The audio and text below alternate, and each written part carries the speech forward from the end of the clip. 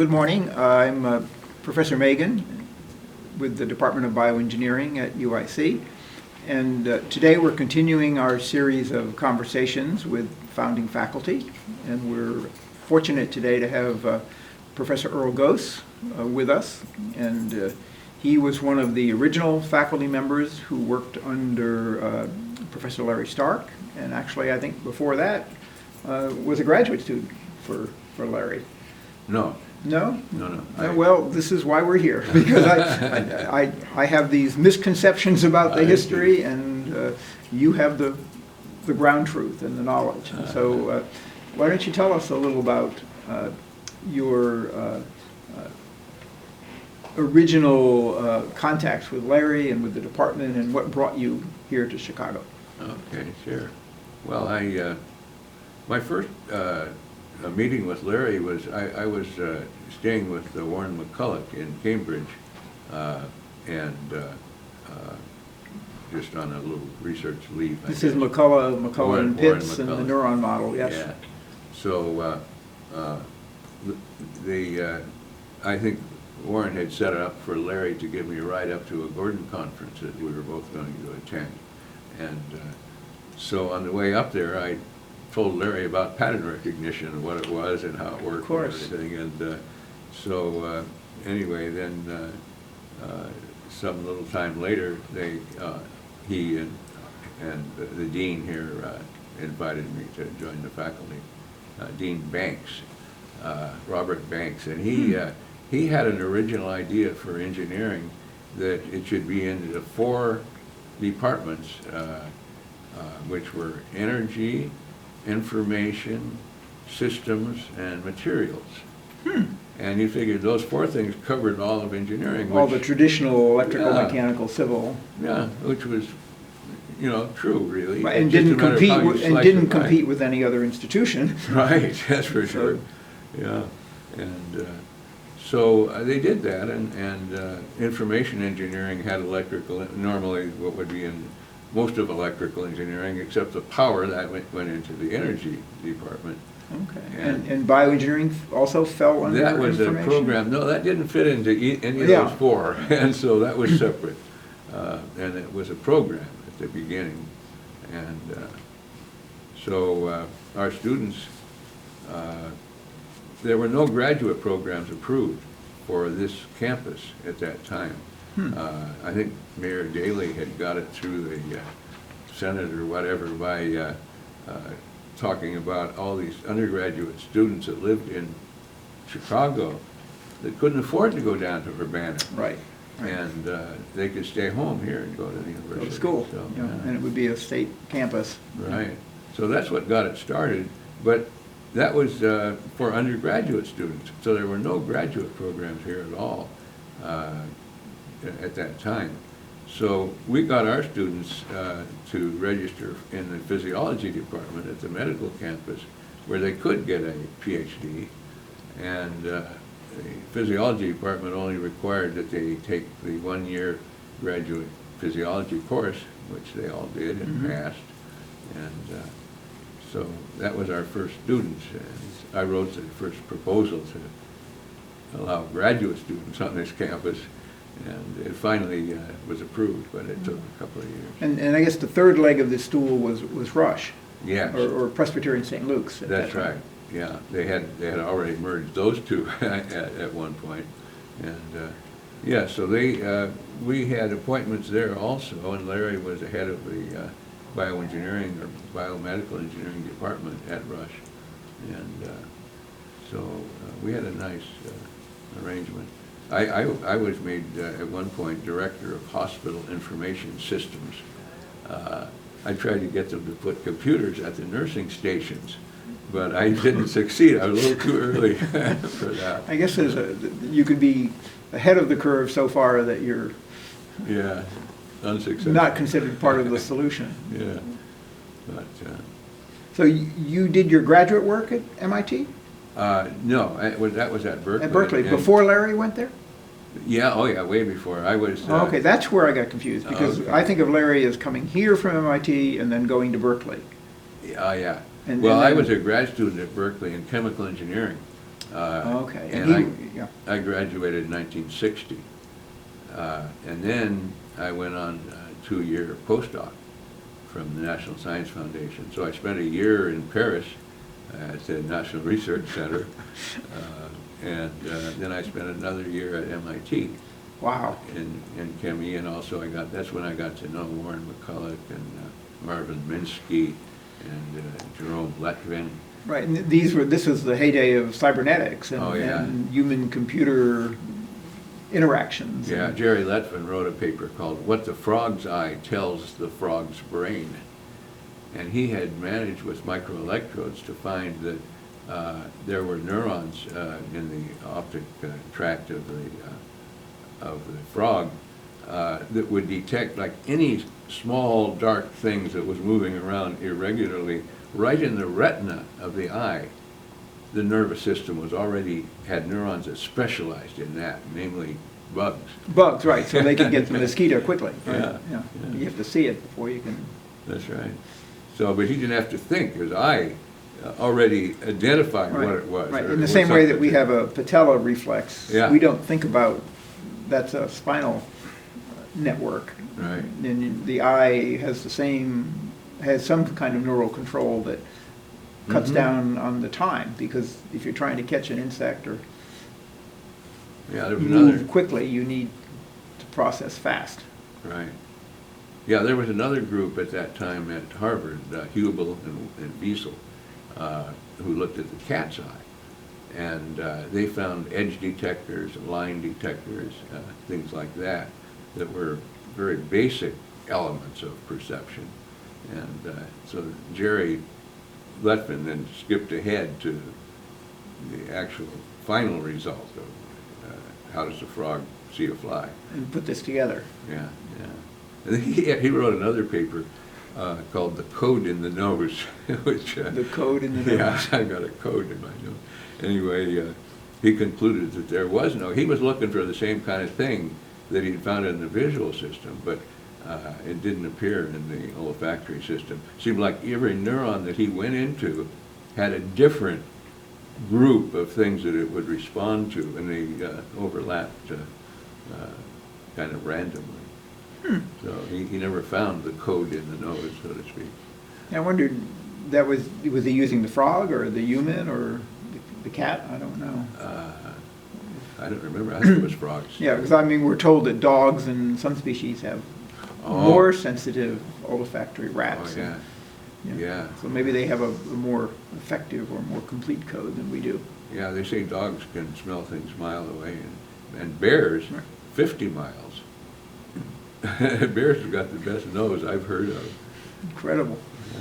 So, with an engineering background, with an interest in biomedical applications, you came and then were instrumental in helping to set up the new department and the new program. What was it like back then? Where were your labs? Where were your students? Where was your funding? All of our labs were at Rush, and we had funding we had a NIH training grant, and that It was one of the first 10, I think, in bioengineering at that time. So, yeah. So, and then we had, various grants as time went by. So it's in some way similar to what we have today, where the BioE faculty have some laboratories and students working on the West Campus in different clinical or basic medical science departments. And then the academic programs are here on the East Campus. That's right. Actually, for a while, I taught, since it was our graduate students, I was teaching a pattern recognition course at Rush for UIC students. Right. Because we were physically located. Yeah, and we've done things in the past, I guess, mostly, recently it's been in biomechanics. But, yeah, we had that going too with Andriati and. right. Yeah, they were instrumental in setting up that program that led to some of the Biomet, Zimmer, DePuy biomechanic companies that set up in Warsaw, Indiana. I see. So you taught here and worked there, and the students went back and forth, or? Well, that's right. We didn't have very many students, and most of the students were our own graduate students Okay. at that time. Okay, so- And so they were stationed at Rush anyway. So for a while, I taught my course there. But then as students started signing up here, I moved over and started teaching them. When did you become associated with electrical and computer engineering? Well,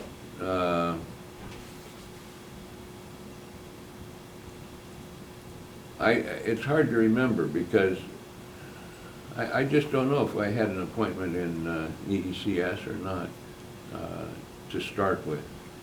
Yeah, because when I came here, your course on pattern recognition was a component of the curriculum, and you had, I believe, a split appointment between BioE and ECE. Technically, I just don't remember. Yeah. Well, what the viewers should remember is that pattern recognition, which we sort of take for granted today, is in biomedical applications at least, is something that Professor Gose built his career around. And he has one of the most well-received and respected books on the subject. And I think whether you're talking about a time series or an image or some diagnostic decision tree, there has to be a way to analyze this in a quantitative manner. And this is what he spent his career doing. Yeah, I started when I was, actually my first academic appointment was at Case Western. And after I finished postdocing, I started at Case. And I was there for a couple of years, I guess, before this opened up here when I met Larry. And your colleagues at the beginning were, I think, Bert Zuber, Arnie Troska. Yeah, Troelstra. Troelstra. Yeah. Derek Hendry, I think. Yes, uh-huh. And he was a psychologist, actually, by training. Huh. Yeah, and then Bert Zuber was one of the Bert first. Zuber, and was Jerry Brodsky involved in that? Brodsky did, I think he was doing postdoc work there. He was a physician. I went to visit him sometime later when he had moved to Cleveland. And he took me to the hospital where he had some patients with tubes coming out of their heads, U-tubes, to measure the pressure. Oh my gosh. And I'm sure I've heard of people doing that with horses. I've never seen I think it doing it with people. They have better transducers nowadays, but that was their old way. So that's where Jerry Brodsky went. And so he wasn't on the original faculty then? That's right. Okay, yeah, that's what I thought. I think that's the case. But he became associated with Rush or Yeah, he was. I guess he maybe did a postdoc with us, maybe under the training grant. I don't know the details. Yeah. But, Yeah, I'm looking back at some of your files, which, fortunately, again, for viewers, the founding faculty have shared all their files with the university library, and they're online, and you can just type in Earl Gose or Bert Zuber or Irv Miller and UIC BioE, and you'll get access to all of this information. And it's a record of where we came from. right. And I think it's important, at least to me, to try to put it into context as we approach our 50th anniversary.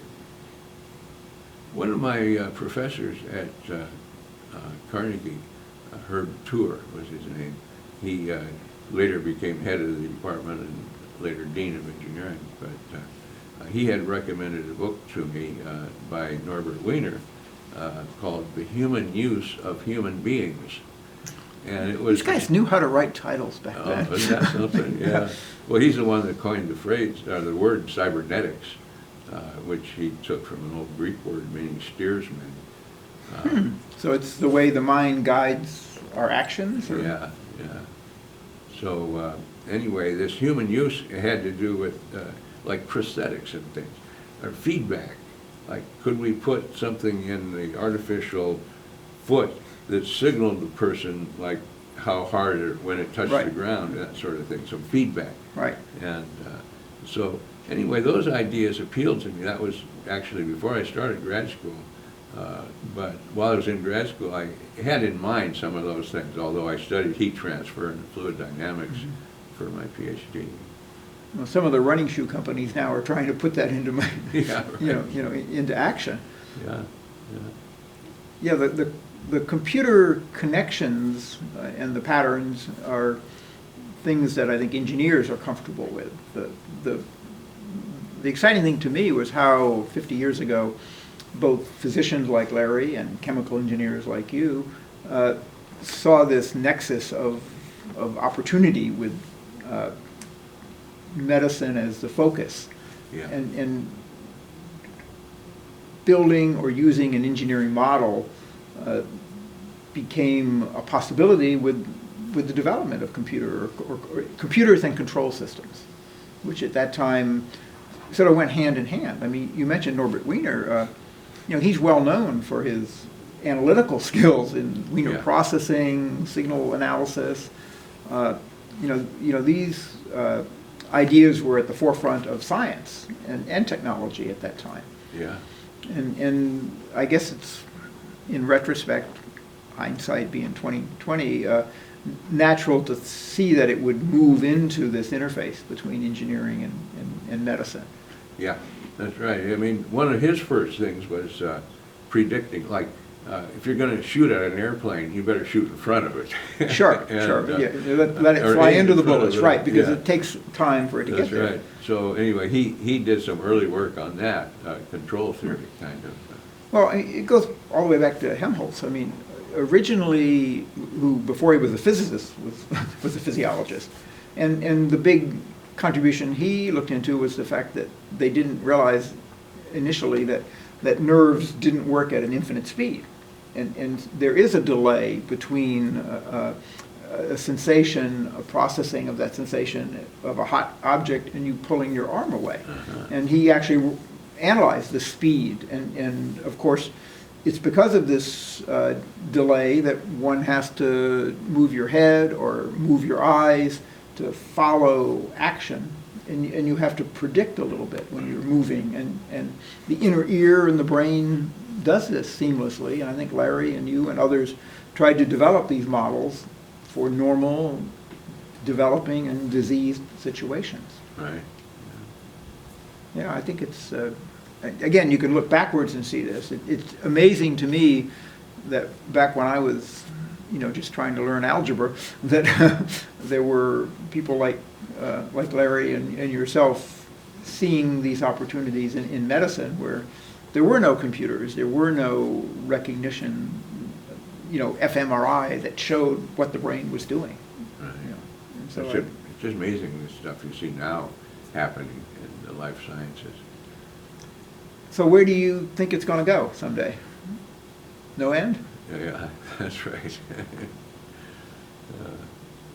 So who did you train here? Who carried your message forward? Well, my first student, the one that actually, there were two that moved from Case here With you? with me, yeah. And one was Anthony Mucciardi. And his thesis had to do with how do you select good features for pattern recognition. And but he was working on diagnosing electrocardiograms of a particular type called a vector cardiogram, where you're measuring three leads at once and trying to reconstruct in 3 dimensions what direction this... So where the cardiac dipole is moving in the chest. And so he used the features from those electrocardiograms to diagnose. So not just the QRS T wave, but actually the orientation Yes. of the components. Right, right.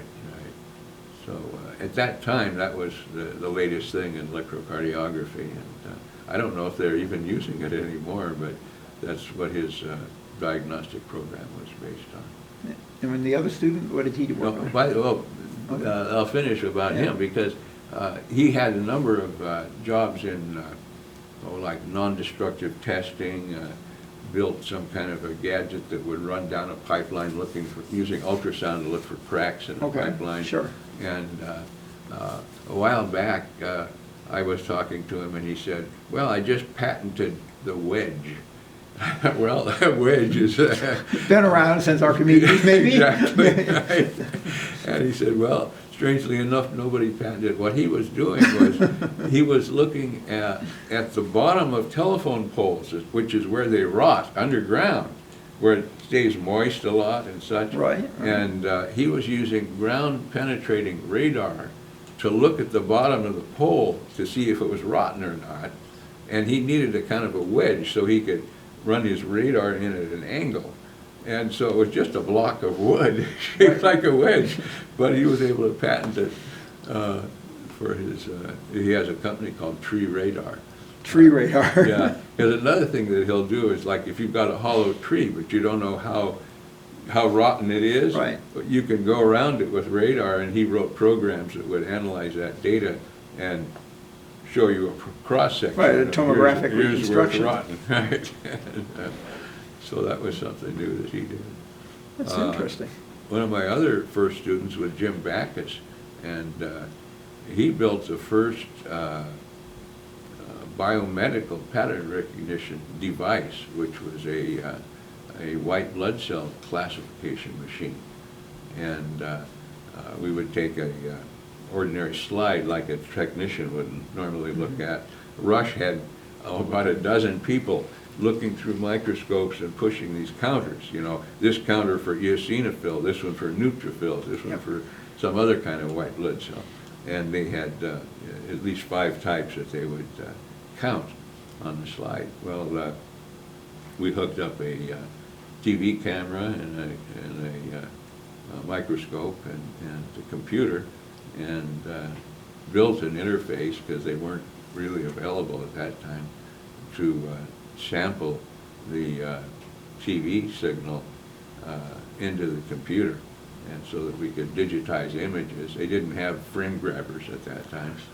And, so you had to recognize the cell as a bunch of dots. As a bunch of dots. And then Yeah. did you look at things like the nuclear cytosol volume, or? Yeah, like one, we had to decide, well, how do you tell a nucleus pixel from a non-nuclear pixel? Well, it turned out they were darker.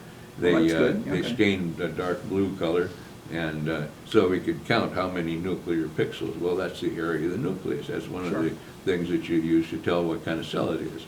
Okay. Then the shape is another one. If it's long and thin, or has some other, then how do we measure that? Well, we decided that every nuclear pixel that had a non-nuclear neighbor was an edge pixel. How many edge pixels? Right. If it were a circle with the same area, how many edge pixels would it have?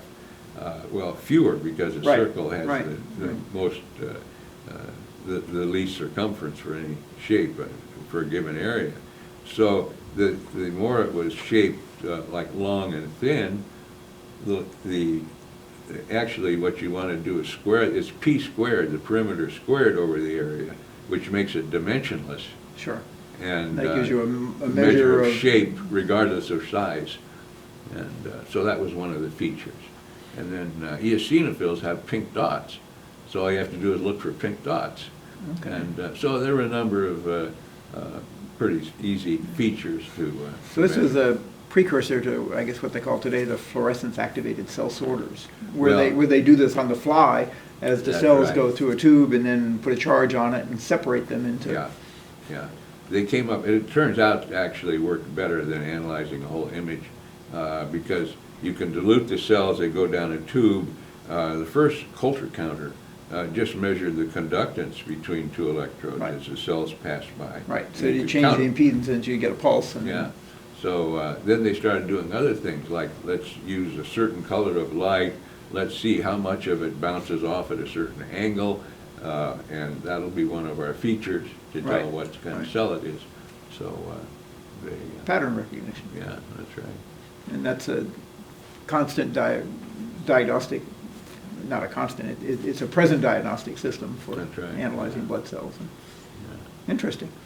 Well, the more I think about what we're doing today and how it's developed from where we started, the more I think about, what drew you or me into this field. And when in your education, did you begin to glimmer the gold in something like bioengineering as something that you wanted to spend your time on? Were there teachers or mentors or family friends that pointed you this way, or?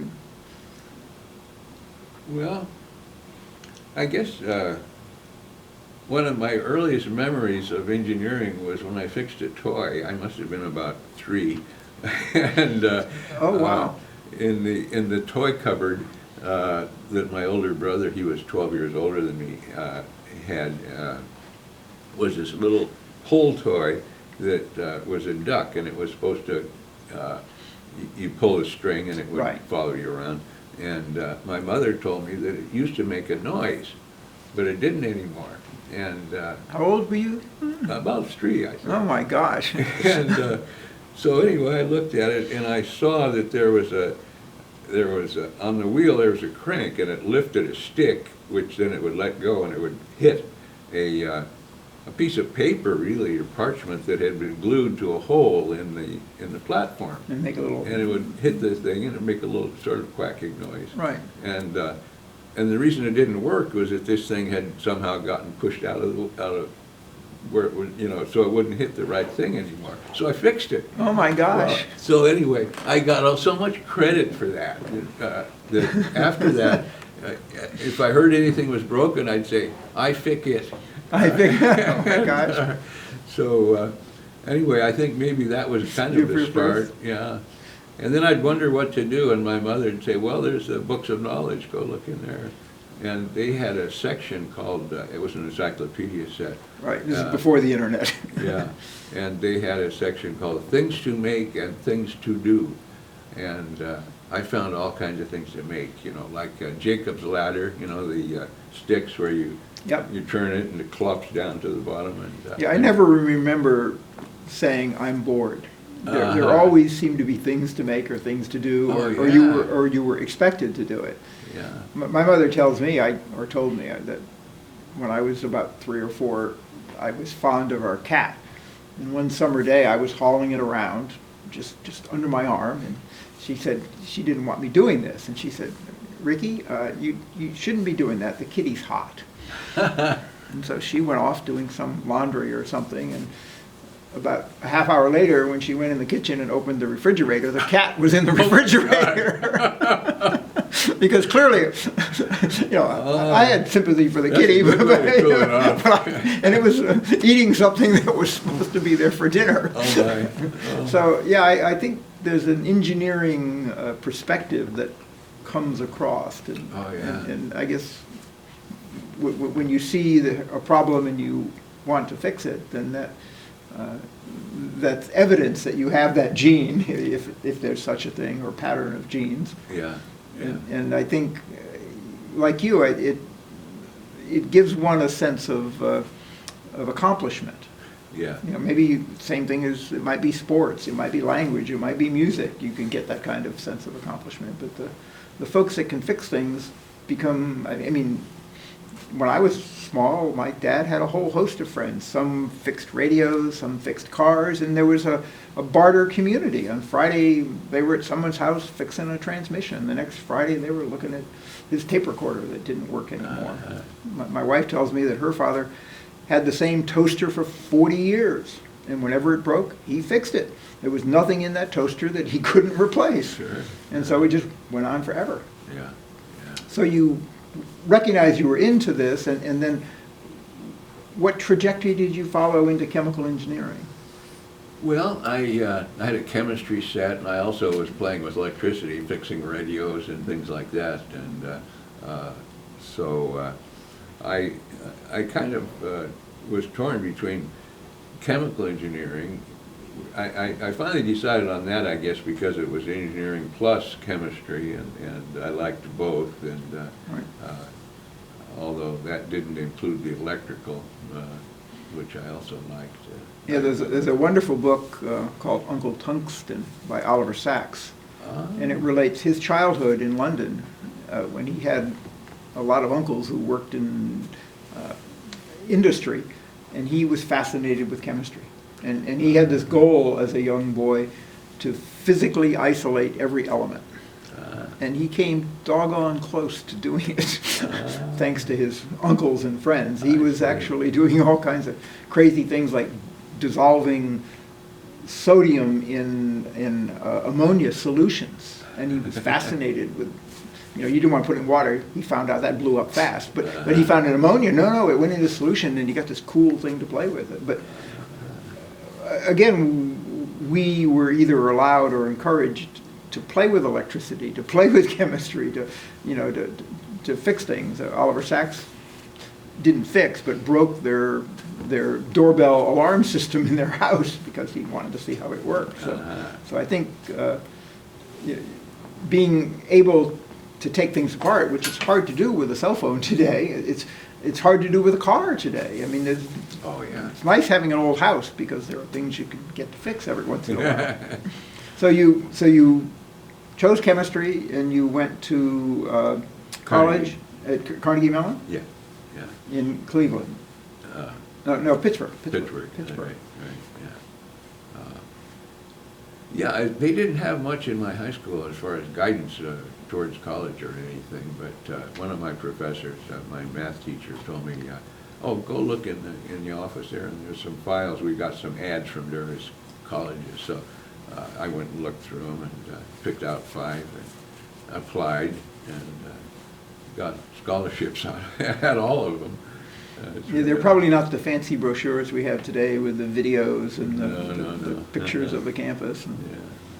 I remember looking at a catalog, and I think it was for Lehigh University. I was interested in engineering, and the catalog had no pictures. It had a list of faculty, it had a list of courses, and this is what you would study here.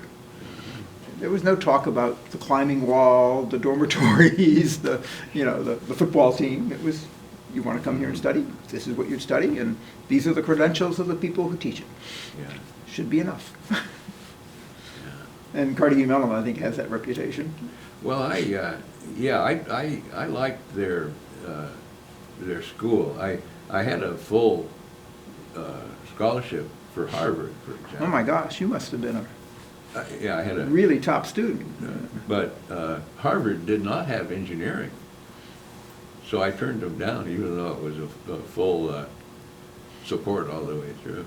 Oh my gosh. But that's a short list of people, I think. Yeah. Right up there with the list of people who went to Harvard and dropped out to start billion-dollar businesses. yeah. Some at Stanford too. Yeah. That was one of the ones that I also was offered with Stanford. But, wow. Anyway, I liked it at Carnegie. I thought it was. Well, this is another feature I've noticed in our founding faculty, is that they were very distinguished and very very well qualified. Although UIC was a new institution and bioengineering was a new field, we weren't getting neophytes into the program or into the institution. These were leaders who had studied at the feet of people like Norbert Wiener or McCullough or Claude Shannon. I mean, these are intellectual giants, and this engineering of the human mind and the human body and the connection with computers and patterns and analyzing health and disease, this was a huge and high-level intellectual activity, and I'm impressed by our, by the talent that started these programs, and individuals who could work across institutions, across disciplines, and then in their spare time would apply to the state of Illinois to get a new graduate program approved, or and keep things moving. Yeah.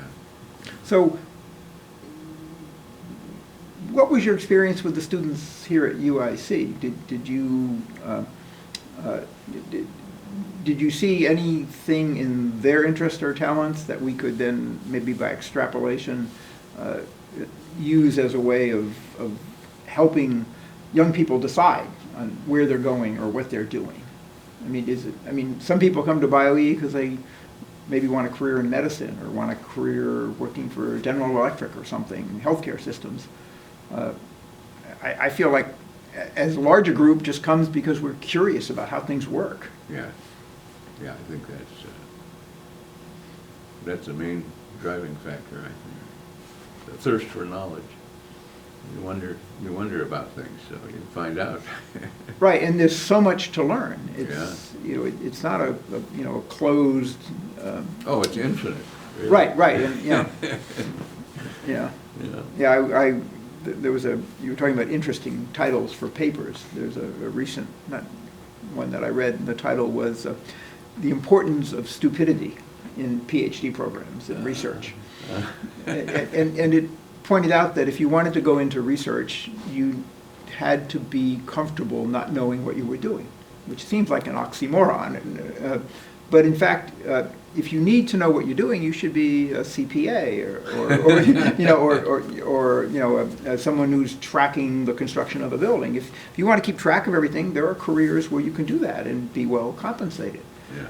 If you're more comfortable not knowing everything, and if you find that sort of state of confusion to be exciting, sort of like skiing near the edge of the cliff down the mountain, that's a different discipline. Yeah. And I think for research you have to have that interest in pushing beyond what you know. Yeah. And it might be mathematical, it might be biological, it might be clinical. And it's what keeps me excited about bioengineering, and it's what I think drew me. I mean, I like the quantitation and the discipline that you have in math and physics, but the applications in themselves don't excite me, although airplanes in space did for a long time, as much as sort of determining patterns and structures and function in the body. It would be nice, in the sense that you fixed a little quacking toy, if we could fix our little quacking mitral valves when they stop working, because something's going to wear out sooner or later. They're getting a lot better. I just had a stent put in my aorta through the femoral arteries, which was, they used to have to chop you open. And, you were awake at the time? No. No, they put you to sleep. Yeah. But it used to be a very life-threatening operation. I had a bulge in my descending aorta. How did they detect that? Well, first by palpation. When the doc lays you on your bed and he feels your belly. That's one he's looking for in there? Yeah. I always wondered what he was doing. Yeah, if you're too fat, he can't feel it, but otherwise they can actually feel it. And then they use ultrasound. Right, to confirm it. So mine was growing bigger and bigger and bigger over a period of, it must have been 10 years that I knew. Okay, so he was watching or Exactly. waiting or whatever they Yeah. call it. And of course, the procedures got better. So nowadays, they go up through your femoral artery, stick a stent inside, expand it, and they use O-rings at the top and bottom to hold it in place. On the outside of the... No, it's inside, so the stent is inside your aorta. Okay. And the O-ring is inside of the stent, pushing the stent against the wall. aorta, yeah. And it's an O-ring that's hollow, actually, and they fill it with plastic. They shoot some plastic into it that'll harden. And, So it's like super glue. Yeah, that's right. So that's how they fasten them nowadays. They don't even have to stitch them. Well, I think you're living proof, as we say, of the Right. success of bioengineering and of its impact on lives. Oh, yeah. So, we talked earlier about, where this might go, and I don't feel qualified. Do you feel qualified to predict or project any? No, I think it's incredible what they're doing in the life sciences now. I get some emails. One's called The Scientist, that comes from Science Magazine, I guess. Mm-hmm. And another one I get is called Physician's First Watch, and it comes from some of the editors of the New England Journal of Medicine. Read all the other journals, and pick the best stuff and write abstracts to put into this. In 140 characters or less? Well, No, they're not down to the Twitter level. No. No, that's good for catching up. I like to read the Tuesday edition of the New York Times. They have a science section where they have some short articles on new breakthroughs or advances. Well, this has been a enlightening and interesting conversation, and I hope I appreciate you sharing your perspectives and experiences, and I certainly value your contributions as I've learned about them to the field and to the department. I think I'd like to thank you for coming and thank you for participating. And I have a somewhere here. What did I do with it? Oh yes, I have a small tribute of our thanks. Something thank you can make your tea or coffee in the morning, and a nice shirt that has bioengineering on it, so you can wear proudly next time you go out to the prairie and pick those invasive buckthorns or whatever they're picking out on buckthorn on the Wolf Avenue Prairie, where I know you're an active supporter of its restoration. Yeah, that was a development project that fell through right before the Depression, and we were able, our group was able to buy little pieces of it and stop development, and finally That's good. the state and the county now own it, different parts of it jointly, and we still go out and cut buckthorn. I've got licenses to build fires in the forest preserve and use herbicides and chainsaws and all kinds of stuff. So keeps you busy. And we get groups of like maybe 30 high school kids come and help us cut buckthorn. And then I've even got one of those yellow fire suits that I can wear. To worry, yeah. Well, it's tricky with the wind around here to find a time, and as dry as it's been recently. Yeah, you have to check the wind and the humidity before you do any burning. Yeah, several years ago I was in London went to a lecture at the British Museum, and the woman who was lecturing was talking about plants that had been brought back from the New World, e.g. New England, to be used in formal gardens in Britain. And she was complaining that they also brought back invasive species. And she herself had said that morning they'd been out on the Hampstead Heath pulling out the invasive species, the rhododendron, which was just taking over, and it should be eliminated from the country. So one person's buckthorn is another flowering shrub.